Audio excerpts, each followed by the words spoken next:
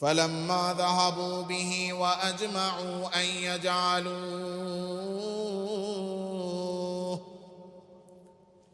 فلما ذهبوا به وأجمعوا أن يجعلوه في غيابة الجب وأوحينا إليه لتنبئنهم بأمرهم هذا وهم لا يشعرون ভাইরা হযরত ইউসুফ আলাইহিস সালাতু ওয়াস সালামকে বাবার কাছ থেকে নিয়ে মারার জন্য উদ্যত হলো। আর তখন একজন তাদেরকে স্মরণ করাইয়া দিল, আমরা তো ইউসুফকে মারব না, তারে কুয়ার মধ্যে ফেলবো। সবাই তখন আবার একমত হয়ে গেল, হ্যাঁ, ইউসুফকে মারার কোনো প্রয়োজন নাই, আসো তারে কুয়ার মধ্যে ফেলে দেই। মুফাসসিরিনে কেরাম লিখেছেন, বাড়ি থেকে প্রায় 3 কিলোমিটার দূরে, 3 মাইল দূরে একটা জঙ্গলের মধ্যে একটা মৃত কুয়া, যে কুয়াটা কেউ ব্যবহার করে না, একেবারে চতুর্দিকে শুনশান নীরবতা, কোনো মানুষ ওই জায়গায় যায় না। ওই জঙ্গলের ভিতরের মরা কুয়ার মধ্যে হযরত ইউসুফ আলাইহিস সালামকে ফালানোর জন্য নেওয়া হলো। হযরত ইউসুফ আলাইহিস সালামের হাত আর পা গুলোকে বাঁধা হলো, গায়ের জামাটা খুলে নেওয়া হলো। গায়ের জামা খুলে হাত পা বেঁধে হযরত ইউসুফ আলাইহিস সালাতু ওয়াস সালামকে কুয়ার মধ্যে ফেলা হলো দড়ি দিয়া। ওই দড়িটা দিয়া হযরত ইউসুফ আলাইহিস সালামকে কুয়ার মধ্যে যখন নিক্ষেপ করা হয়, অর্ধেক নিচে পাঠানোর পরে দড়িটারে তারা একেবারে কেটে দেয়। বাকি অংশটুকু হযরত ইউসুফ আলাইহিস সালাম কুয়ার মধ্যে পড়ে যায়। পানিতে নামার পরে দেখে কুয়ার এক পাশে একটা পাথর আছে, ওই পাথরের উপরে হযরত ইউসুফ আলাইহিস সালাতু ওয়াস সালাম উঠে বসেন। কিন্তু এই যে গায়ের জামাটা খুলে নিয়েছিল, এই গায়ের জামাটা খোলার কারণে হযরত ইউসুফ আলাইহিস সালাতু ওয়াস সালাম সম্পূর্ণ উলঙ্গ বস্ত্রহীন হয়ে যান। এই বস্ত্রহীন অবস্থায় তাকে জামা পরানো হয়। এই জামাটা আমার আল্লাহ তাআলা জিবরিল আমিনের মাধ্যমে তাকে পরানোর ব্যবস্থা করে। হযরত ইব্রাহিম আলাইহিস সালামকে যখন নমরুদ আগুনের মধ্যে ফালাইছিল, আগুনের মধ্যে কোনো কাপড় টিকে থাকে, তখন হযরত ইউসুফ আলাইহিস সালামের, হযরত ইব্রাহিম আলাইহিস সালামের শরীরে কোনো কাপড় ছিল না, শরীরের মধ্যে জামা কাপড় নাই। হযরত ইব্রাহিম আলাইহিস সালামের মতো এত জলিল কদর নবী বস্ত্রহীন অবস্থায় থাকবেন, এটা কি সম্ভব? আল্লাহ তাআলা রব্বুল আলামিন ওই আগুনের মধ্যে হযরত ইব্রাহিম আলাইহিস সালামকে জামা পরানোর জন্য জান্নাত থেকে একটা পোশাক আল্লাহ পাঠিয়ে দিয়েছে। জিবরিল আমিন আয়েশা ইব্রাহিম আলাইহিস সালামকে ওই নমরুদের আগুনের ভিতরে জান্নাতি ওই পোশাকটা দান দিয়ে গেছে। ওই পোশাক ইব্রাহিম আলাইহিস সালাম আগুনের ভিতরে পরেছেন। ইব্রাহিম আলাইহিস সালাম তার ছেলে হযরত ইসহাক আলাইহিস সালামকে ওয়ারিস সূত্রে, অর্থাৎ বাবা তার সন্তানকে ওই জান্নাতি জামাটা দান করেছে। ওই জামাটা আবার ইসহাক আলাইহিস সালাম তার সন্তান নবী ইয়াকুব আলাইহিস সালামকে আবার দিয়েছেন। মানুষের ভিতরে একটা স্বভাব আছে, এই স্বভাবটা হলো স্বার্থপরতা। স্বার্থপরতা এটা এমন একটা স্বভাব যে মানুষ যখন স্বার্থপর হয় বা স্বার্থান্বেষী হয়, সেই স্বার্থকে উদ্ধার করার জন্য মানুষ যে কোনো ধরনের কর্মকাণ্ডে লিপ্ত হয়। যদি স্বার্থ উদ্ধারের জন্য মিথ্যার প্রয়োজন হয়, মিথ্যা বলে। যদি স্বার্থ উদ্ধারের জন্য মানুষকে ধোঁকা দেওয়ার প্রয়োজন হয়, মানুষকে ধোঁকা দেয়। স্বার্থ উদ্ধারের জন্য মিষ্টি মিষ্টি কথা বলে। আর যখন স্বার্থ উদ্ধার হয়ে যায় তখন চরিত্রের পরিবর্তন ঘটে। এই যে স্বার্থের জন্য মিষ্টি মিষ্টি কথা বলা এবং স্বার্থ শেষ হয়ে গেলে চরিত্রের পরিবর্তন হয়ে যাওয়া, এটা ধোঁকাবাজির একটা প্রকার বা ধোঁকাবাজি এটাকে বলা হয়। আর এই ধোঁকাবাজি করা এটা কোনো ইমানদারের সিফত হতে পারে না। কারণ কিছু মানুষ এটা সবসময় করে থাকে যে যখন কোনো প্রয়োজন হয়, তো প্রয়োজন হলে প্রয়োজন এবং তার চাহিদাকে পূরণ করার জন্য সে উত্তম সুন্দর ব্যবহার করবে, মিষ্টি মিষ্টি কথা বলবে, ভালো ব্যবহার করে আমার আপনার মনকে জয় করবে। যখন তার স্বার্থ উদ্ধার হয়ে যাবে তখন তার চরিত্রের মধ্যে পরিবর্তন চলে আসবে। শ্বশুরের টাকা পয়সা আছে, সামর্থ্যবান, দিতে পারে, খাওয়াতে পারে, এই জামাইয়ের চেয়ে উত্তম ভালো জামাই দুনিয়াতে আর নাই। শ্বশুরের যদি কোনোভাবে টাকা পয়সা নাই হয়ে যায়, গরিব হয়ে গেছে, ওই সময় এই জামাইয়ের চেহারাটা এমন পরিবর্তন হয় যে কিনা আগে শ্বশুর বাড়িতেই পড়ে থাকতো, এখন বছর ঘুরলেও শ্বশুর বাড়িতে আসে না। এমন আছে না নাই? এটা হলো স্বার্থপরতা, ধোঁকাবাজির একটা প্রকার, ধোঁকাবাজির বাহ্যিক রূপ। এই ধোঁকাবাজির মানসিকতা যাদের মধ্যে আছে, রাসূলুল্লাহ সাল্লাল্লাহু আলাইহি ওয়াসাল্লাম হাদিসের মধ্যে বলেছেন, মান গাশশানা ফালাইসা মিন্না, আমাদের মধ্যে যারা আমাদেরকে ধোঁকা দেয়, নবীজি বলছেন যারা আমাদেরকে ধোঁকা দেয়, অর্থাৎ একজন মুসলিম হয়ে যদি অন্য কোনো মুসলমানকে কেউ ধোঁকা দেয়, নবী বলছেন ফালাইসা মিন্না, সে আমাদের অন্তর্ভুক্ত না। অর্থাৎ ধোঁকাবাজরা আল্লাহর নবীর উম্মতের অন্তর্ভুক্ত না। ধোঁকাবাজি এটা অত্যন্ত নিকৃষ্ট একটা বদ স্বভাব। ইয়াকুব আলাইহিস সালাতু ওয়াস সালামের সন্তানগণ ইউসুফ আলাইহিস সালাতু ওয়াস সালামের ভাইদের মধ্যে এই ধোঁকাবাজির একটা পরিচয় প্রকাশ পেয়েছে, যে তারা তাদের মনের ক্ষোভ, মনের ঝাল এবং তারা তাদের মনের যেই দুরভিসন্ধি, অসৎ ইচ্ছা, এটাকে পূরণ করার জন্য বাবার কাছে যায় ইউসুফের প্রতি তারা বড় কল্যাণকামিতা তারা দেখাইব। আমরা ইউসুফকে ভালোবাসি, আমরা একাই আনন্দ করি, ইউসুফ আনন্দ করতে পারে না। আমরা পিকনিকে যাই, ইউসুফ আমাদের সাথে পিকনিকে গেলে আমরা তাকে দেখব, খাওয়াবো, খেলাবো।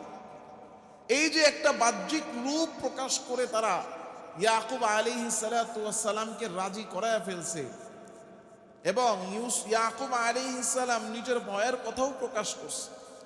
কিন্তু ওই যে বাহ্যিক রূপ দেখে আমরা অনেক সময় ধোঁকা খাই, আবার অনেক সময় বাহ্যিক রূপটা এমন যে বুঝতেছি ধোঁকা খাচ্ছি, এরপরও খাইতে হয় মুখ লজ্জার কারণে। হয় না এমন? যেমন লিচু কিনতে যান, লিচু কিনতে যান, গিয়ে জিজ্ঞাসা করবেন এখানে কয়টা আছে, বলে দিবে 50টা, কিন্তু আপনি জানেন 50টা নাই। যদি পরিচিত হয়, একটু মুখ চেনা হয়, আপনি গেছেন, আপনাকে স্যার বলছে, সুন্দর করে লম্বা করে সালাম দিছে, এমন ভাবে আপনার সাথে ব্যবহার করবে যে মুখ লজ্জায় পড়ে আপনি আর বলতে পারবেন না গনে দাও। মাছ কিনতে বাজারে গেছেন, এত সুন্দর করে আপনাকে সালাম দিবে, দিয়ে আপনাকে দামও করতে দিবে না, একেবারে ব্যাগ ভরে ফেলবে মাছের মধ্যে। এই যে বাহ্যিক রূপটা দেখাচ্ছে খুব সুন্দর, অনেক সময় আমরা মুখ লজ্জার কারণে এই পরিস্থিতিতে গুলোতে আমাদের ধোঁকা খেয়ে যেতে হয়।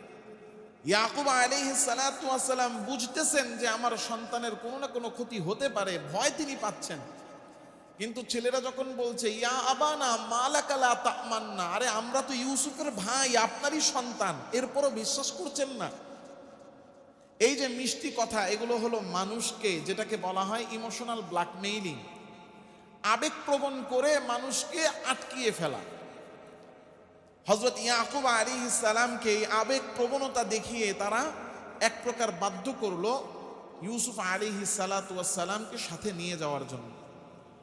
যতই তারা বলেছে যে আমরা হেফাজত করব, তাকে খাওয়াবো, তাকে ঘুরাবো, কিন্তু তাদের মনের ইচ্ছা ইউসুফ আলাইহিস সালামের ক্ষতি করা। সর্বশেষ ইয়াকুব আলাইহিস সালাম বাধ্য হয়ে রাজি হয়ে গেলেন, ঠিক আছে আগামীকালকে তো তোমরা ঘুরতে যাবে, এত যখন জোরাজুরি করছো নিয়ে যাও। পরের দিন বাবার সামনে আসছে, সবাই খুব ইউসুফ আলাইহিস সালামকে খুব মায়া, খুব মহাব্বত, খুব ভালোবাসা। যখন রওনা দিছে, হযরত ইয়াকুব আলাইহিস সালাম কোলের মধ্যে, বুকের মধ্যে জড়ায়া ধরে চুমু খেয়ে বিদায় দিছে। বাবার কাছ থেকে নিয়েই একজনের, এই ইউসুফ আলাইহিস সালাম ছোট ছিলেন, তাকে কান্দে উঠায়া ফেলছে। কান্দে উঠায়া বাস হাঁটা শুরু করছে, অর্থাৎ বাবাকে বুঝাচ্ছে যে আমরা যে ইউসুফকে ভালোবাসি এটা আপনি দেখেন, আমরা যে কি পরিমাণ ভালোবাসি এই দেখেন না, ভালোবাসা আমাদের মধ্যে আছে না নাই? কথা বলেন। বহু সন্তান আছে, বহু এরকম পুত্রবধূ আছে, যখন কিনা ছেলে বাসায় আসে তখন বুঝায় যে তোমার মা আর বাবারে আমি ভালোবাসা কলিজা কাইটা দিয়া ফেলছি, কিন্তু যখনই ছেলে বাসার থেকে বের হয়ে যায় তখন শ্বশুর শাশুড়ির খাবারটাও ঠিক মতো দেয় না, অন্য জিনিস দিবে তো দূরের কথা। আছে না নাই? এই যে দেখানো ভালোবাসা, কিছু কিছু জায়গায় ভালোবাসা দেখাইতে হয়, সেটা ভিন্ন জিনিস। যে আপনি যদি প্রকৃত পক্ষে যদি কাউকে ভালোবাসেন সেটা প্রকাশ করা উচিত, কিন্তু দেখানো ভালোবাসা এটা তো আসলে প্রকৃত ভালোবাসা না। ইয়াকুব আলাইহিস সালামের ছেলেরা, ইউসুফ আলাইহিস সালামের ভাইয়েরা দেখানো ভালোবাসা দেখানোর জন্য কাদের মধ্যে নিয়ে নিছেন হযরত ইউসুফকে, নিয়ে রওনা হয়েছে। ইয়াকুব আলাইহিস সালামের দৃষ্টি সীমার মধ্যে যতক্ষণ পর্যন্ত ছিল ততক্ষণ পর্যন্ত আদর দিয়ে ভালোবাসা দিয়ে নিয়ে যাচ্ছে। যখনই কিনা দৃষ্টি সীমার বাহিরে চলে গেছে, দৃষ্টি সীমার বাহিরে যাওয়ার সাথে সাথেই হযরত ইউসুফ আলাইহিস সালামকে কাঁধ থেকে নামায়া দিছে, একেবারে মাটির মধ্যে ধপাস করে ফালাইয়া দিছে। আমাদের সমাজে দেখবেন সৎ মায়েদের এমন কিছু ঘটনা আসে, বহুত সৎ মা আছে এমন যে একজন পুরুষ মানুষ একটা সন্তান দুইটা সন্তান, এরপরে হয়তো ডিভোর্স হয়ে গেছে অথবা স্ত্রী মারা গেছে, সন্তানদের লালন পালন করার জন্য একটা বিবাহ করে, যাকে বিবাহ করে তাকে কন্ডিশন দিয়েই বিবাহ করে। তো যখন ওই মহিলা বিয়ে করতেছে কন্ডিশনে যে এই সন্তানদেরকে লালন পালন করতে হবে, তো যখন বাবা বাসায় থাকে তখন খুব ভালো ব্যবহার করে, খাওয়াচ্ছে পড়াচ্ছে ঘুম পাড়াচ্ছে, কিন্তু এই বাপ যখন কিনা বাসার থেকে বের হয়ে যায় তখন খাট থেকে লাথি মেরে নিচে ফালাইয়া দিতেছে। বলেন এমন চরিত্র আছে না নাই? ইউসুফ আলাইহিস সালামের ভাইয়ারাও কাঁধে করে নিয়ে গেছে, যখন দৃষ্টিসীমার বাহিরে কাঁধ থেকে ফালাইয়া দিছে। ফালাইয়া দেওয়ার পরে এখন এক একজন ফুটবলের মতো লাথি মারে, উষ্টা মারতেছে, ধাক্কা মারতেছে, ঘাড়ের মধ্যে ধাক্কা মারতেছে। ইউসুফ আলাইহিস সালাম ছোট মানুষ, বুঝতেছে না কি হচ্ছে। যখন একজনে একটা ধাক্কা মারে আরেকজনের কাছে যায়, সে একটা লাথি মারে, আরেকজনের কাছে যায়, সে একটা উষ্টা মারে। আর রুবিল নামে একজন ভাই ছিল, সে তো হযরত ইউসুফ আলাইহিস সালামের উপর এমন ভাবে চড়াও হয়েছে, ইউসুফ আলাইহিস সালামকে মাটির মধ্যে ফালায়া তার বুকের উপরে বসে গেছে ইউসুফ আলাইহিস সালামের আধামরা অবস্থা। আর এই আধামরা অবস্থার মধ্যে তাকে বলতেছে, এই রাহিলের পুত্র, এবার তোকে কে বাঁচাবে? বাবার সম্পূর্ণ মনোযোগ আর ভালোবাসা তোর দিকে, আমরা তোকে মেরে ফেলবো, আর মেরে ফেললে বাবার ভালোবাসা আমাদের দিকে ফিরে আসবে। এত যে তুমি ভালোবাসা নিছো, এখন তোমাকে কে বাঁচাবে? বলেন তো, আমি আর আপনি বিপদে যখন পড়ব তখন আমার আপনার বাঁচানোর মালিক কে? রাসূলুল্লাহ সাল্লাল্লাহু আলাইহি ওয়াসাল্লাম এই যে আমাদেরকে ঈমান শিখিয়েছেন, আল্লাহ তাআলা রব্বুল আলামিনের উপর ইয়াকিন, আল্লাহ তাআলার উপর বিশ্বাস, আল্লাহর উপর ভরসা। কিন্তু আজকে আসলে আমাদের আল্লাহর উপর ইয়াকিন নাই, বিশ্বাস নাই, ভরসা নাই। এজন্য ইমাম সাহেবরা কি করে জানেন? মেম্বারে দাঁড়ায়া মসজিদ কমিটির সভাপতির চেহারার দিকে তাকিয়ে থাকে, ক্যাশিয়ারের চেহারার দিকে তাকিয়ে থাকে, সেক্রেটারির চেহারার দিকে তাকিয়ে থাকে। কারণ উনি দাঁড়াইছে ইমামতির মসলায়, কিন্তু উনি সব কিছুতে খালি তাকিয়ে থাকে উনাদের দিকে, যে উনারা কোন কথায় খুশি আর উনারা কোন কথায় বেজায়। কথা বলেন না কেন? ওনার চিন্তা, আমার রিজিকের মালিক মনে হয় উনারা, আমার রিজিকের মালিক মনে হয় আমার মুসল্লিরা। আমাদের ভিতরে ইয়াকিনের অভাব, ভরসার অভাব, আল্লাহর উপর তাওয়াক্কুলের অভাব। এই জন্য ছোট্ট একটা চাকরির জন্য, একবেলা খানার জন্য, 10 টাকার জন্য, 20 টাকা 50 টাকার জন্য আমি আপনি ঈমান বিক্রি করে দিই। রাসূলুল্লাহ সাল্লাল্লাহু আলাইহি ওয়াসাল্লাম জিহাদের ময়দানে গেছে, যুদ্ধ করতে করতে বিজয় হয়ে গেছে মুসলমানদের, ক্লান্ত হয়ে গেছেন। ক্লান্ত হয়ে ময়দানের একেবারে একটা প্রান্তে, যেখানে কেউ নাই, একটা বাবলা গাছ, ওই গাছের নিচে নবীজি ক্লান্ত শরীরে তিনি কি করছেন? বিশ্রামের জন্য বসছেন, শুইছেন। তো বিশ্রামের জন্য যখন শুইছেন, সাথে থাকা তরবারিটা উনি গাছের মধ্যে ঝুলাইয়া রাখছেন। তো যখন ক্লান্ত শরীর বিশ্রামের জন্য যখন কিনা শুইছেন, নবীজি সাল্লাল্লাহু আলাইহি ওয়াসাল্লামের চোখে ঘুম চলে আসছে। এইদিকে কাফের মুশরিকদের মধ্যে একজন ঘুরতে ঘুরতে ঘুরতে ঘুরতে ওই গাছের গোড়ায় এসে হাজির। আয়েশা দেখে মুহাম্মদ এখানে ঘুমায়া রয়েছে, আর এই ঘুমন্ত অবস্থায় মুহাম্মদের তরবারিটা গাছের ডালে ঝুলতেছে। মানে একেবারে নিরস্ত্র নিরীহ অবস্থার মধ্যে মুহাম্মদকে পাওয়া গেছে। সে তাড়াতাড়ি তরবারিটা নিচে পাইছে একখান চান্স নিয়ে এবার তরবারির খাপ খুইলা নবীজিকে ডাক দিছে, এ মুহাম্মদ ওঠো, হ্যাঁ আক্তুলুকা, তোমাকে আমি এবার কতল করব। নবীজি সাল্লাল্লাহু আলাইহি ওয়াসাল্লাম নিরস্ত্র অবস্থায় তার সামনে মুখামুখি হয়ে গেছে। এখন এবার সে তরবারি নবীজির দিকে তাক করে বলে, আমি তো তোমাকে এবার হত্যা করব, মাইয়ামনাউকা মিন্নি, তোমাকে আমার হাত থেকে বাঁচাবে কে? বলেন তো কে বাঁচাবে? ওই কাফের যখন প্রশ্ন করছে মাইয়ামনাউকা মিন্নি, সে তো মনে মনে ভাবতেছে, আরে আমার এই অবস্থা দেখে মুহাম্মদ তো ভয়ে থরথর করে কাঁপবে। কিন্তু যখন এই প্রশ্ন করছে নবীজি সাল্লাল্লাহু আলাইহি ওয়াসাল্লাম ভয় পাবেন দূরের কথা, নবীজি সাল্লাল্লাহু আলাইহি ওয়াসাল্লাম আল্লাহ তাআলার উপর ঈমান, ইয়াকিন, বিশ্বাস আর ভালোবাসার সাথে উত্তর দিয়া দিয়েছেন, আল্লাহ, তুমি জিজ্ঞাসা করতেছো আমাকে বাঁচাবে কে, তোমার হাত থেকে আমাকে রক্ষা করবে কে? আমি মুহাম্মদ বলতেছি, আমাকে তোমার হাত থেকে বাঁচাবে আমার আল্লাহ। যখন এই কথা বলছে, আল্লাহ তাআলার নাম শুনে সে এত ভীত হয়েছে, কাঁপতে কাঁপতে শরীরের তার হাত থেকে তরবারি একেবারে খসে পড়ে গেছে। রাসূলুল্লাহ সাল্লাল্লাহু আলাইহি ওয়াসাল্লাম তরবারি উঠে এবার জিজ্ঞাসা করতেছেন, মাইয়ামনাউকা মিন্নি, এবার তুমি বলো তোমাকে আমার হাত থেকে বাঁচাবে কে? কাফের বলতেছে, আনতা খায়রু আখিদ, আরে আপনি তো উত্তম পাকড়াওকারী, আপনার চেয়ে ভালো আর কেউ হতে পারে না। রাসূলুল্লাহ সাল্লাল্লাহু আলাইহি ওয়াসাল্লাম তাকে ছেড়ে দিলেন, যাও, তোমার জন্য রাস্তা ছেড়ে দিলাম। ওই লোক যখন বুঝতে পারলো যে আমি যার জানের দুশমন, সে আমার জান সে বাঁচিয়ে দিল, সে আমার জান আমাকে দান করে দিল, এত মহামানব যিনি, তিনি কখনো মিথ্যাবাদী হতে পারেন না, তার ধর্মই সত্য ধর্ম, সে ঈমান আনলো কালিমা পড়ে, লা ইলাহা ইল্লাল্লাহ মুহাম্মাদুর রাসূলুল্লাহ। এজন্য ইয়াকিন আর বিশ্বাস আল্লাহর উপরে রাখতে হবে সর্বদা। আমরা তো একটু বিপদ আসলে, এটা আপনাদের কথা না, আমি আমার নিজের কথায়, আমি টেনশন পেরেশানি চিন্তা নিতে পারি না। আমার পরিবারও আমার মাঝে মাঝে কয়, আপনার এই অবস্থা কেন? চিন্তা আর পেরেশানি যদি একটু হয় আমি কাইত। এরকম হয় আমাদের, যে আমরা একটু বিপদে পড়লে, একটু সমস্যায় হলে আমরা অস্থির হয়ে যাই, আমরা ভরসাহীন হয়ে যাই। আমাদের অন্তরে আল্লাহর উপর যে বিশ্বাস, যে ভরসা, এটার মধ্যে ঘাটতি চলে আসে, আল্লাহর কথা স্মরণ আসে। কিন্তু সর্বা অবস্থায় স্মরণ করতে হবে কার কথা? হযরত ইউসুফ আলাইহিস সালামকে শোয়া বুকের উপরে বসে তার ভাই বলতেছে, তোমাকে এবার আমার হাত থেকে বাঁচাবে কে? আমি তোমাকে এবার মেরেই ফেলব। যখন এই কথা বলছে, তো ওই যে যখন মিটিংয়ের মধ্যে এক ভাই প্রস্তাব দিছিল মারার দরকার নাই, তারে কি করো, কূপের মধ্যে ফালাইয়া দিয়ে আসো, সে এবার ডাক দিয়ে বলতেছে, এই আমাদের কিন্তু একটা পরামর্শ হয়েছে, ইউসুফকে মারা যাবে না, তাকে আমরা দূরে কোথাও ফালায় আসবো, তাইলে তুমি মারার কথা বলো কেন? এই যে কথাটা যখন সে বলল, তখন সবাই আবার ঠান্ডা হয়ে গেছে। আল্লাহ তাআলা রব্বুল আলামিন সেটাই বলতেছে, ফালাম্মা যাহাবু বিহি ওয়া আজমাউ আন ইয়াজআলুহু,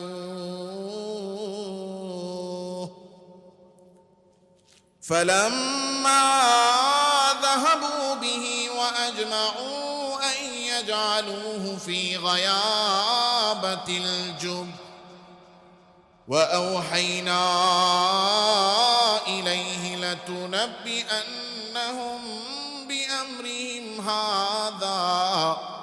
هذا وهم لا يشعرون।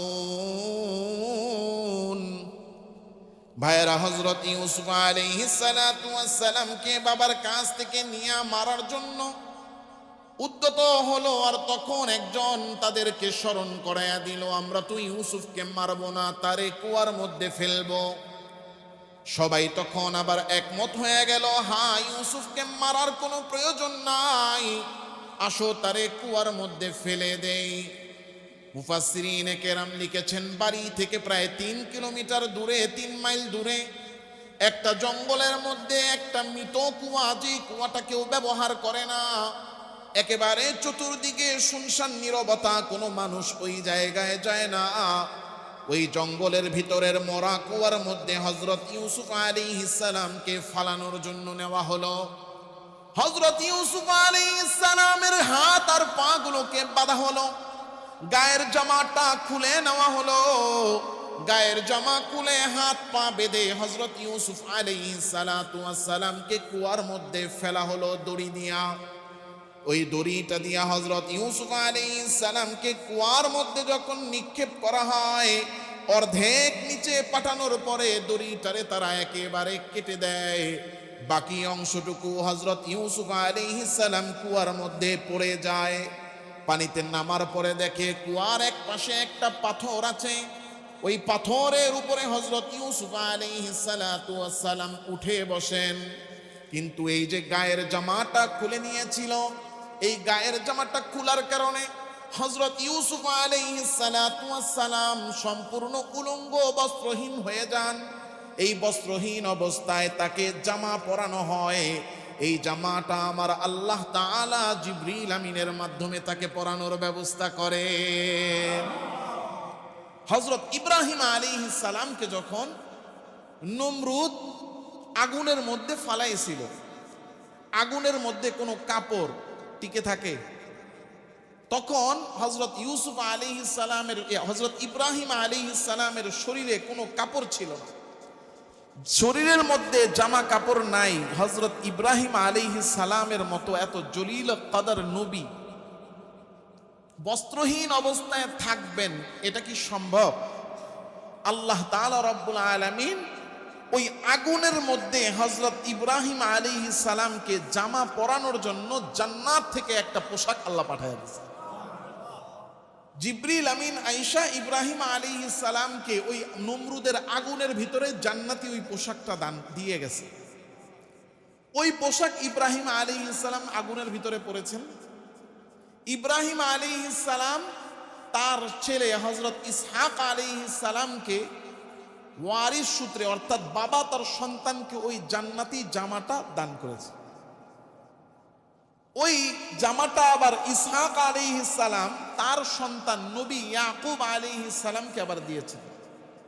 কারণ বাবা যখন দুনিয়া থেকে চলে যায়, তার জামা কাপড় বা তার ব্যবহার্য জিনিসগুলো সন্তান যদি মহাব্বতের হয়, তো ওই সন্তান কি করে বাবার ব্যবহার্য জিনিসগুলো পরিধান করে, স্মৃতি হিসেবে রেখে দেয়।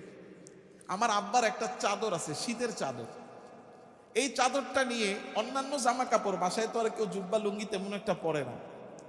তো আমার আব্বা মারা যাওয়ার পরে আমি অনেক দিন আমার আব্বার লুঙ্গি, আমার আব্বার জামা, যদিও ওগুলো আমার লাগতো না, লুঙ্গিটা পরা যায়, সবাই সবারটা পরতে পারে, কিন্তু জামা লাগতো না, মানে দেখতে এতটা সুন্দর লাগতো না। উনি মুরব্বী মানুষ, আমরা একটু সুন্দর ফিটিং মিটিং পরি, আর মুরব্বীরা একটু ঢোলা ঢালা পড়ে, ওনাদের জামার সিঁড়িগুলো একটু নর্মাল হয়।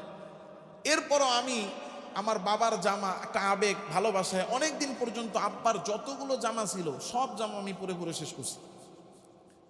তো ওইগুলো তো থাকে না, জামা চলে যায়, জামা নষ্ট হয়ে যায়, কিন্তু থাকে হলো চাদর। এই একটা চাদর আছে, এই চাদর আমরা 3 ভাই, এই চাদর নিয়ে মোটামুটি আমাদের মধ্যে একটা টানাটানি। প্রতি বছর আসলে এই চাদরটা কই, আমার লাগবে আমারে দাও, আমার লাগবে আমারে দাও। কিন্তু ওই যে ওয়ারিস সূত্রে এক একজন এক এক জিনিস পায়। আব্বা মারা যাওয়ার পরে সব কাপড় চোপড় তো আমি নিয়ে আসছি, ওই সব কাপড় চোপড়ের সাথে আব্বার চাদর আমার কাছে। এখন প্রতি বছরই একটা না একটা ফোন আসবে, আব্বার চাদরটা লাগবে, ওই চাদরটা দিয়ে যান। এটা একটা মহাব্বত আর একটা ভালোবাসা। বাবার সাথে যদি সন্তানের একটা কানেকশন থাকে, আন্তরিক ভালোবাসা থাকে, বাবার ব্যবহার্য জিনিসগুলো সন্তানেরা নেয় এবং পায়। ইব্রাহিম আলাইহিস সালামের এই জান্নাতি পোশাক, এটা কত বরকতময় জিনিস, তিনি তার সন্তান ইসহাক আলাইহিস সালামকে দিয়েছেন। ইসহাক আলাইহিস সালাম এই জান্নাতি পোশাক তার সন্তান ইয়াকুব আলাইহিস সালামকে দিয়েছেন। ইয়াকুব আলাইহিস সালাম এই পোশাকটা একটা তাবিজের মধ্যে ঢুকায়া হযরত ইউসুফ আলাইহিস সালাতু ওয়াস সালামকে দিয়েছেন। এই তাবিজটা ইউসুফ আলাইহিস সালামের সাথে ছিল, কিন্তু তিনি জানতেন না যে এটার ভিতরে ওই ইব্রাহিম আলাইহিস সালামের পোশাক। হযরত ইউসুফ আলাইহিস সালামকে যখন কুয়ার মধ্যে বস্ত্রহীন অবস্থায় ফেলা হলো, ওই সময় হযরত জিবরিল আমিন এসে ওই তাবিজটা খুলে ভিতর থেকে জামাটা বের করে হযরত ইউসুফ আলাইহিস সালামকে এই জামাটা পরিধান করায় দিয়েছে। হযরত ইউসুফ আলাইহিস সালাম যখন পানিতে পড়ছে, অর্ধেক নামার পরেই তো তারা রশি কেটে দিছে, বাকি অর্ধেক তো একেবারে ধুপ করে পড়ছে। ভাইদের মধ্যে একটু ভয় তৈরি হলো। কি ভয়? যে আসলে বেঁচে আছে না মরে গেল। তো ডাক দিয়া বলতেছে, ইউসুফ শুনতেছো আমাদের কথা? ইউসুফ আলাইহিস সালাম মনে মনে ভাবছে, আমার ভাইয়েরা রাগের মাথায় হয়তোবা আমাকে কুয়ার মধ্যে ফালাইয়া দিছে, কিন্তু হয়তোবা এখন তাদের মনের মধ্যে আমার প্রতি মায়া জন্মাইছে, হয়তোবা মহাব্বত আর ভালোবাসা জেগে উঠছে। তিনি এটা মনে করে তিনি আওয়াজ দিলেন, হ্যাঁ আমি এখনো ঠিক আছি, আপনাদের কথা শুনতে পারছি। এই কথা বলার সাথে সাথে ভাইয়েরা পাথর উঠাইয়া নিছে, যে ওরে পাথর চাপা দিয়ে ওরে মেরে ফেলবো, অর্থাৎ উপর থেকে পাথর নিক্ষেপ করব, ও যেন মরে যায়। কিন্তু একজনে মারতে চায়, আরেকজনে থামায়। ইউসুফ আলাইহিস সালাতু ওয়াস সালাম এই কাহিনী দেখে তার মন এত ভরাক্রান্ত হলো। কারণ দেখবেন, আপনাকে যদি বাহিরের কেউ একটা গালি দেয় এত কষ্ট লাগবে না, আপনজন গালি দিলে যেই কষ্ট লাগে। বাহিরের মানুষ অপমান করলে এত কষ্ট লাগে না, আপনজন গালি দিলে, কষ্ট দিলে যেই পরিমাণ দুঃখ অন্তরে অনুভব হয়। যার প্রতি ভালোবাসা যত বেশি, যার সাথে আন্তরিকতা, অন্তরঙ্গ সম্পর্ক যত বেশি, সে কষ্ট দিলে সেই কষ্ট অনুভব হয় তত বেশি। চিনি না, রাস্তার মধ্যে এক লোক গালি দিছে, বাসায় আসতে আসতে ভুলে গেছে। আর আপন ছোট ভাই, আপন বড় ভাই একটা গালি দিবে, দেখবেন মরার আগ পর্যন্ত ভুলতে পারবেন না, তুই না আমার গালি দিছিলি। কথা বলেন। ইউসুফ আলাইহিস সালাতু ওয়াস সালামের মনের মধ্যে কষ্ট, আর শুধু কষ্টই না, তিনি তো ছোট মানুষ, তিনি ভয়ে আছেন, ভীত সন্ত্রস্ত হয়ে গেছেন। এ কি হচ্ছে? কারণ তিনি তো আগে থেকে কিছু জানতেনও না, টেরও পাইতেন না। আপনার সাথে আমার শত্রুতা আছে, আমি জানি আপনি আমাকে মারতে চান, হঠাৎ করে আমার যে চান্স পেয়ে দুইটা থাপ্পড় দিয়ে দিছেন, আমি তো আগের থেকেই জানি যে আপনি আমারে দেখতে পারেন না। কথা বলেন। সুতরাং আপনার কাছ থেকে আঘাত পাওয়া এটা অস্বাভাবিক কিছু না। কিন্তু একজন আমার সাথে উঠতেছে, বসতেছে, খাইতেছে, ঘুমাইতেছে, কত ভালো সম্পর্ক, হঠাৎ করে সে আমার একটা ক্ষতি করে ফেলছে, তখন কিন্তু ক্ষতির চেয়ে মানুষের ভিতরে আরো বেশি চিন্তা করে যে সে এই কাজ কিভাবে করলো, কেন সে আমার ক্ষতি করলো, কারণ তখন খুঁজে পায় না, মানুষ তখন হতভম্ব হয়ে যায়। ইউসুফ আলাইহিস সালামের অবস্থাটা দুই দিক থেকে, এক তো হলো ভাইদের এই অত্যাচার, তিনি কোনোভাবেই বুঝতে পারছেন না যে কেন। দ্বিতীয়ত এই যে কঠিন পরিস্থিতি, এই পরিস্থিতিতে ছোট মানুষ, তিনি অত্যন্ত মনের মধ্যে ব্যথিত, কষ্ট, চিন্তিত এবং ভীত সন্ত্রস্ত হয়ে গেছে। আরেকদিকে বারবার মারতে চাচ্ছে, গুহার মধ্যে অন্ধকার, এই কূপের একেবারে নিচের তলায় গিয়ে তিনি রয়েছেন, একা একা, কেউ নাই, ভয়ে একেবারে ভীত সন্ত্রস্ত। কিন্তু যখন আমি আর আপনি বিপদে পড়ি, কোনো আমার আপনার সাহায্যকারী নাই, কোনো আমার আপনার সঙ্গী নাই, কিন্তু সঙ্গী আছেন কে? এজন্য সর্বা অবস্থায় যখনই বিপদে পড়ব, বিপদে পড়ার আগে, বিপদে পড়ার পরে, বিপদে থাকা অবস্থায় ভালো সময়ে স্মরণ রাখতে হবে কাকে? কিন্তু আমরা তো বিপদে পড়লে আল্লাহরে ডাকি ঠিক, কিন্তু বিপদ যাইতে দেরি, আল্লাহরে ভুলতে আমাদের দেরি নেই। হ্যাঁ, বিপদ চাইতে দেরি, কিন্তু আল্লাহরে বলতে আমাদের দেরি। দেখেন না, মসজিদের মধ্যে এমন হয়, বহুত মুসল্লি এমন আছে, ধরেন বিপদে পড়ছে, একটু সমস্যা, পরিবার অসুস্থ, অমুক সমস্যা, এই সমস্যা, ওই সমস্যা, সবার আগে আয়েশা মসজিদ ইমাম সাহেবের কাছে, হুজুর আমার ছেলের জন্য দোয়া করেন, মেয়ের জন্য দোয়া করেন, বোর জন্য দোয়া করেন, আমি বিপদে আছি হুজুর দোয়া করেন। এই লোকই দেখি ইমাম খেদানের যে সিরিয়াল, এই সিরিয়ালে সবার আগে। ইমামের বিরুদ্ধে যদি কোনো আন্দোলন হয়, তো এই লোকই সবার আগে। কি মিথ্যা বললাম? এই যে অবস্থা আমাদের, আমরা বিপদে পড়লে আল্লাহ তাআলারে ডাকা শুরু করি। এটা আমার কথা না, এটা স্বয়ং আল্লাহ তাআলা রব্বুল আলামিন নিজে বলতেছেন। আল্লাহ নিজে বলতেছেন যে যখন কিনা বিপদে পড়ে তখন আমারে ডাকতে থাকে। কিভাবে? যে দাঁড়ায়া, বৈশা, শুইয়া, সর্ব অবস্থায় আমারে ডাকতে থাকে। আর যখন আমি আল্লাহ বিপদ দূর করে দেই, ফালাম্মা কাশাফনা আনহু দুররাহু মাররা কাআল্লাম ইয়াদউনা ইলা দুররিম মাসসা, বিপদে পড়ে আমি আল্লাহরে ডাকতে থাকে, দাঁড়ায়া দাঁড়ায়া ডাকে, বসে বসে ডাকে, শুয়ে শুয়ে ডাকে।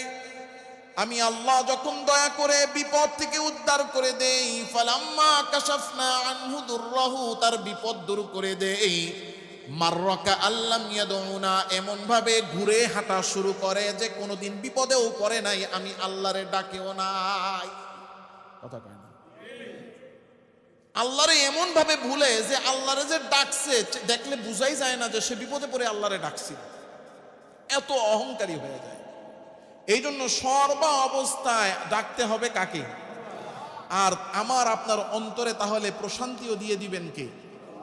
হযরত ইউসুফ আলাইহিস সালাম নবী হবেন, আর নবী হওয়ার পথে বাধা হলেন তার ভাইয়েরা। এই ভরাক্রান্ত অবস্থায় আল্লাহ তাআলা রব্বুল আলামিন হযরত ইউসুফের মনে সান্ত্বনা দিয়ে দিয়েছে। এই সান্ত্বনা দেওয়ার জন্য আল্লাহ তাআলা হযরত ইউসুফ আলাইহিস সালামের অন্তরের মধ্যে ইলহাম পাঠিয়ে দিয়েছে। আল্লাহ বলতেছেন, وَأَوْحَيْنَا إِلَيْهِ لَتُنَبِّئَنَّهُمْ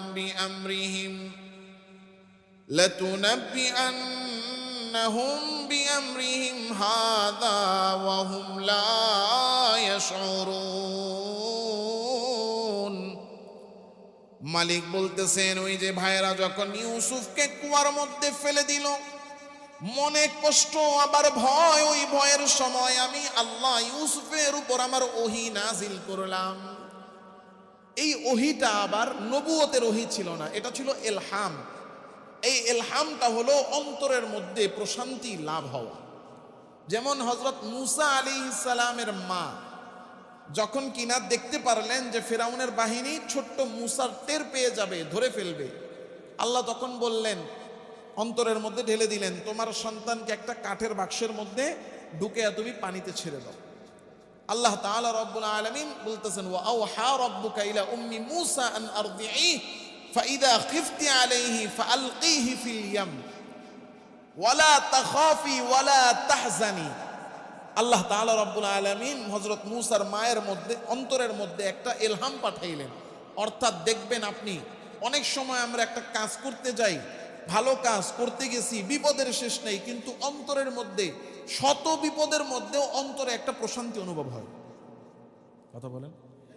ধরেন আপনি এই এলাকায় একটা রাস্তা করবেন, রাস্তা করতে যান, দেখবেন রাস্তা করতে গেছেন, টাকা উঠাচ্ছেন, কিন্তু নিজের পকেটের টাকাও দিচ্ছেন, শ্রমও দিচ্ছেন, সময়ও দিচ্ছেন, কিন্তু আপনি করতেছেন ভালো কাজ, দেখবেন আপনার শত্রু দাঁড়ায় গেছে।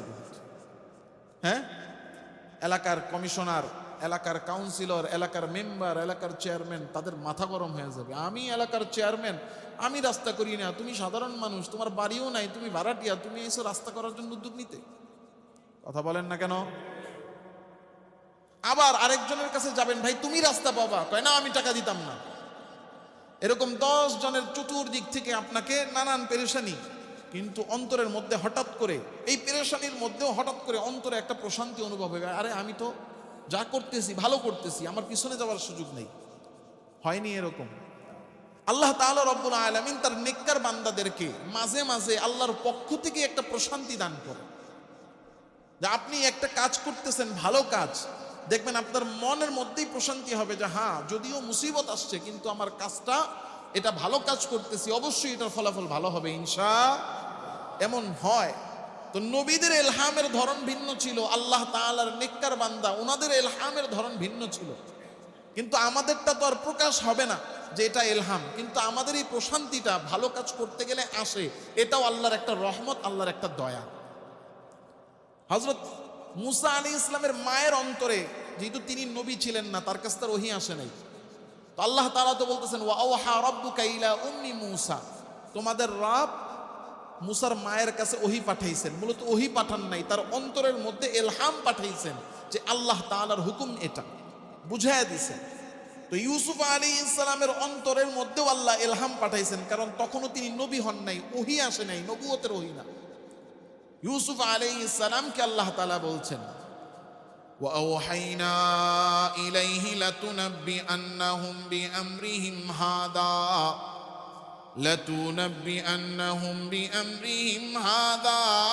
ওয়া হুম লা ইয়াশউরুন।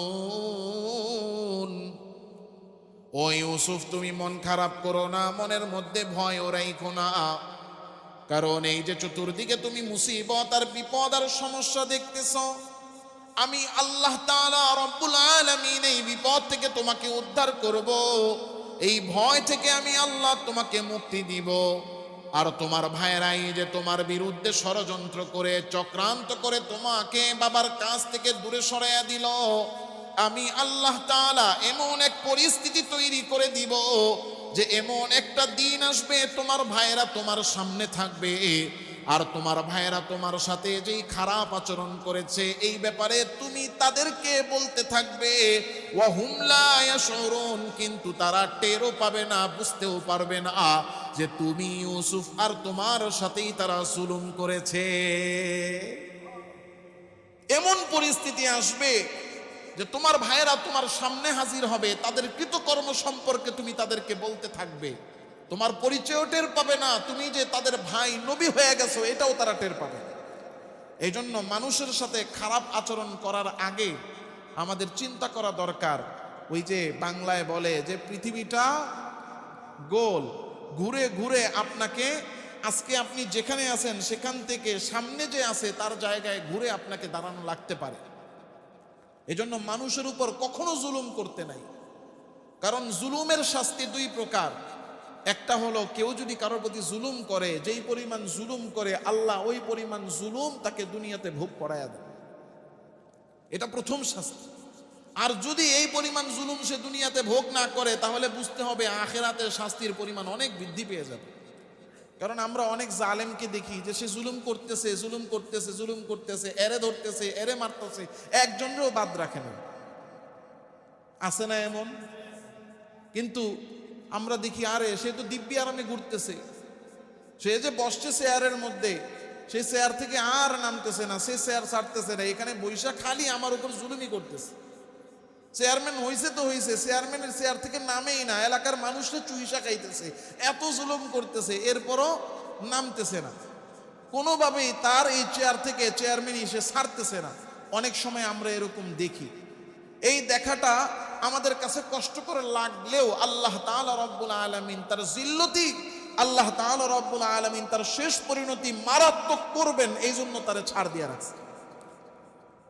এই জন্য আল্লাহ তাআলা রব্বুল আলামিন হযরত ইউসুফ আলাইহিস সালামের মনে সান্ত্বনা দিয়ে দিলেন যে ভবিষ্যতে তোমার ভাইয়েরা তোমার সামনে দাঁড়াবে আর তুমি তাদেরকে বর্ণনা করতে থাকবা।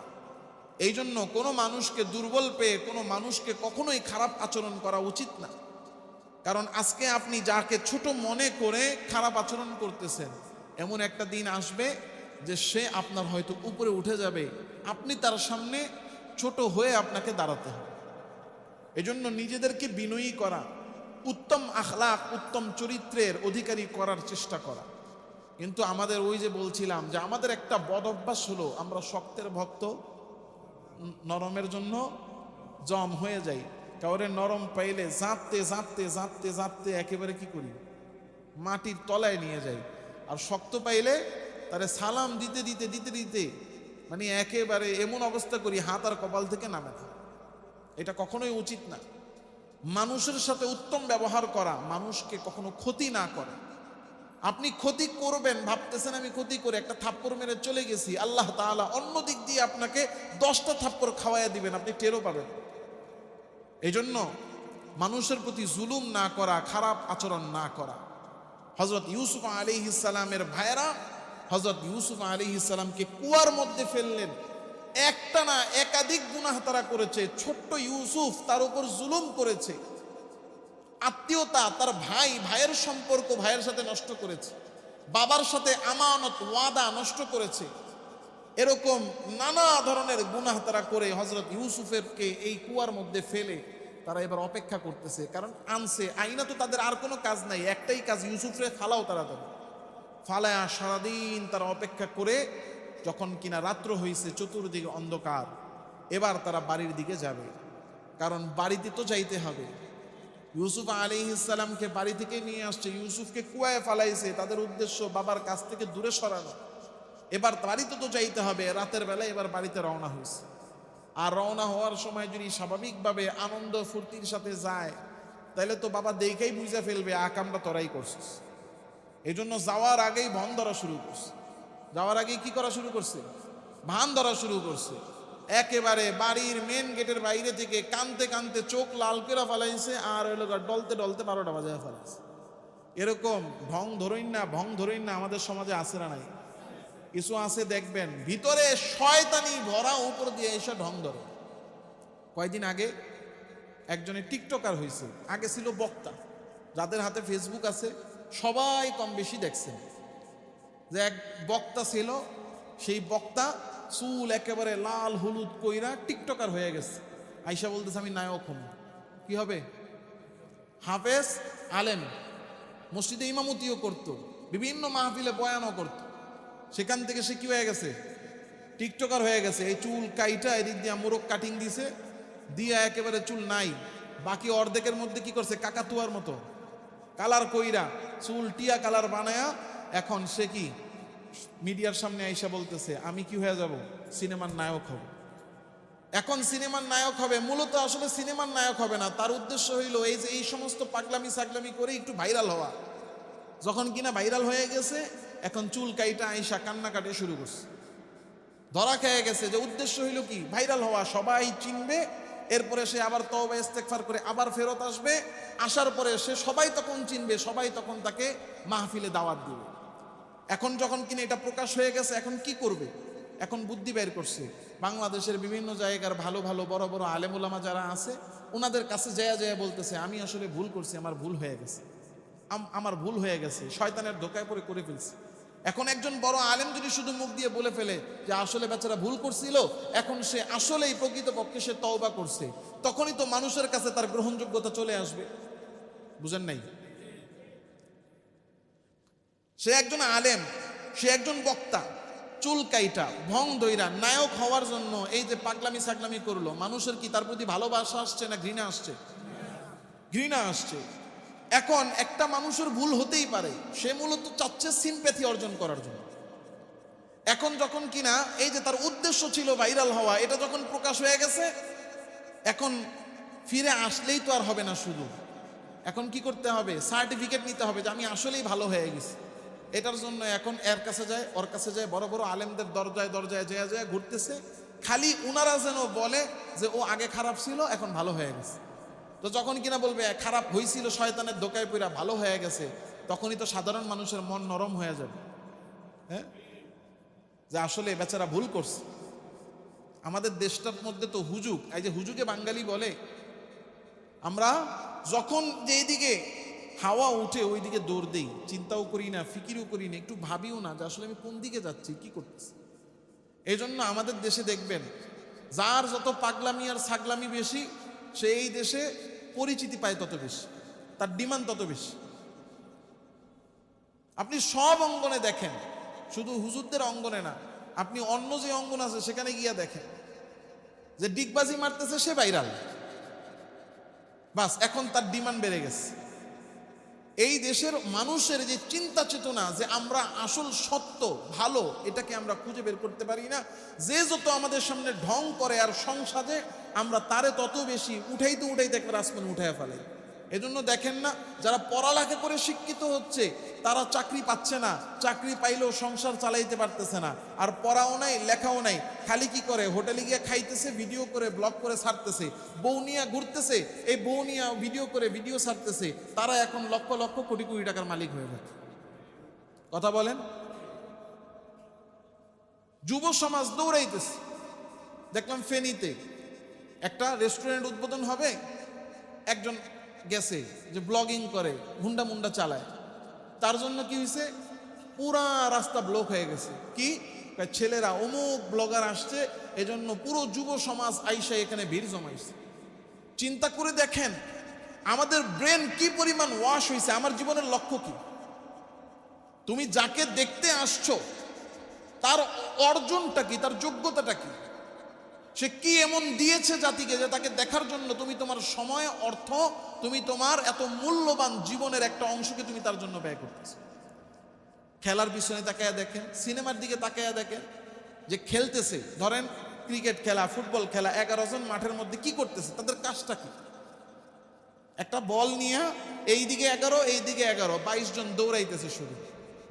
কি আমাদের ব্রেন কত অকেজো হয়ে গেছে, আমাদের ব্রেন, আমাদের মস্তিষ্ক কত অলস হয়ে গেছে যে আসলে কোন জিনিসকে মূল্যায়ন করতে হবে, কোন জিনিসটা অহেতুক, এটাই আমরা আজকে খুঁজে বের করতে পারি। ভালো মন্দ, প্রয়োজন অপ্রয়োজনের মধ্যে আমাদের পার্থক্য করার যোগ্যতা আজকে নষ্ট হয়ে যাচ্ছে।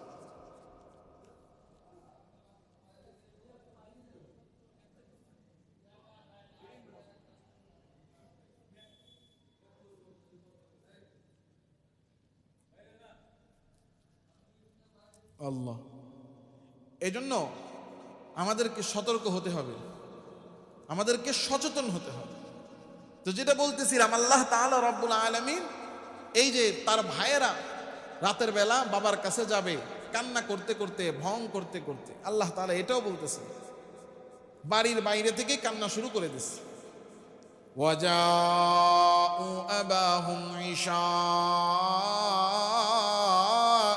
ইয়াবকুন,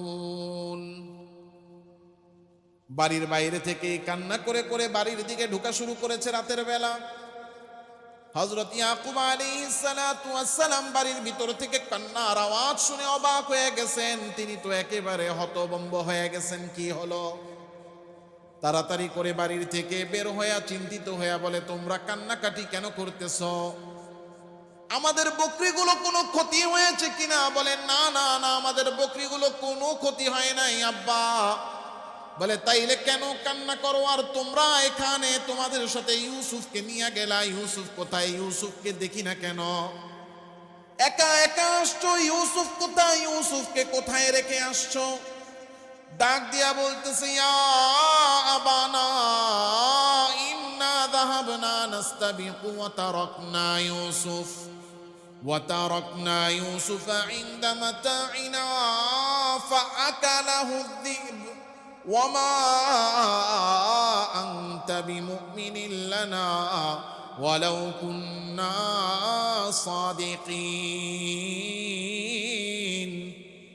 আব্বা জান, আমরা ইউসুফকে আমাদের মাল সামানা, খাদ্য সব কিছু রেডি করে ওই জায়গায় ইউসুফকে রেখে আমরা 10 বাই দৌড় প্রতিযোগিতায় গিয়েছিলাম। ওই দৌড় প্রতিযোগিতায় যখন আমরা দৌড় দিয়ে গেছি, ওই যে আমরা কিছু সময়ের জন্য ইউসুফকে চোখের আড়াল করে প্রতিযোগিতা করতে দৌড় দিলাম, ওই সময়টার মধ্যে একটা নেকড়ে বাঘ আইসা ইউসুফকে খেয়ে ফেলেছে। ইউসুফরে রাইখা আমরা যখন দৌড় প্রতিযোগিতায় গেলাম দৌড় দিয়া, ওই ফাঁকে আইসা নেকড়েটা ইউসুফকে খেয়ে ফেলছে। ওয়ামা আনতা বিমুমিনিন লানা, কানতে কানতে বলতেছে, আমরা জানি আপনি যাওয়ার আগেই আশঙ্কা করছিলেন, কিন্তু কাকতালীয় ভাবে যেটা বলছেন সেটাই হয়ে গেছে। আর এই কারণে ওয়ালাউ কুন্না সাদিকিন, যদিও আমরা সত্যবাদী, কিন্তু মা আনতা বিমুমিনিন লানা, আপনি তো আমাদেরকে বিশ্বাস করবেন। ধোঁকাবাজদের এটাও একটা ধোঁকাবাজির পদ্ধতি, ধোঁকাবাজদের এটাও একটা ধোঁকাবাজির পদ্ধতি। ধোঁকাটা দিয়া এরপরে বলবে, আমি জানি আপনি আমারে বিশ্বাস করবেন। এজন্য ধোঁকাবাজি এটা আমার নিজের জন্য ক্ষতির কারণ। যখন কিনা এই কথা বলছে, এখন তো ঠিক আছে, তোমরা যে বলতেছো ইউসুফরে খেয়ে ফেলছে, প্রমাণ কি? প্রমাণ কি? প্রমাণ দিতে হবে না? এই প্রমাণও তারা সাথে করে নিয়ে আসছে। কি প্রমাণ আনছে এটা ইনশাল্লাহ আগামী তাফসিরে বলবো। এজন্য আজকে যা শুনলাম, মানুষের সাথে ধোঁকাবাজি না করা, প্রতারণা না করা, স্বার্থ উদ্ধারের জন্য কারো ক্ষতি না করা, স্বার্থ উদ্ধারের সময় উত্তম ব্যবহার, পরে পল্টি নেওয়া অর্থাৎ চেহারা পরিবর্তন করা, ব্যবহার পরিবর্তন করা, এই বদভ্যাসগুলো থেকে আমাদের বেঁচে থাকা। আল্লাহ তাআলা রব্বুল আলামিনের উপরে ভরসা, ইয়াকিন, বিশ্বাস রাখা, সর্ব অবস্থায় আল্লাহর স্মরণ রাখা। আল্লাহ তাআলা রব্বুল আলামিন তাহলে মুসিবতে আমার অন্তরকে প্রশান্ত করবেন এবং আল্লাহ তাআলা রব্বুল আলামিনই আমার সহযোগী হবে। আল্লাহ আমাদের সবাইকে বোঝার আমলের তৌফিক দান করেন। ওয়া আখিরু দাওয়ানা আলহামদুলিল্লাহি রাব্বিল আলামিন।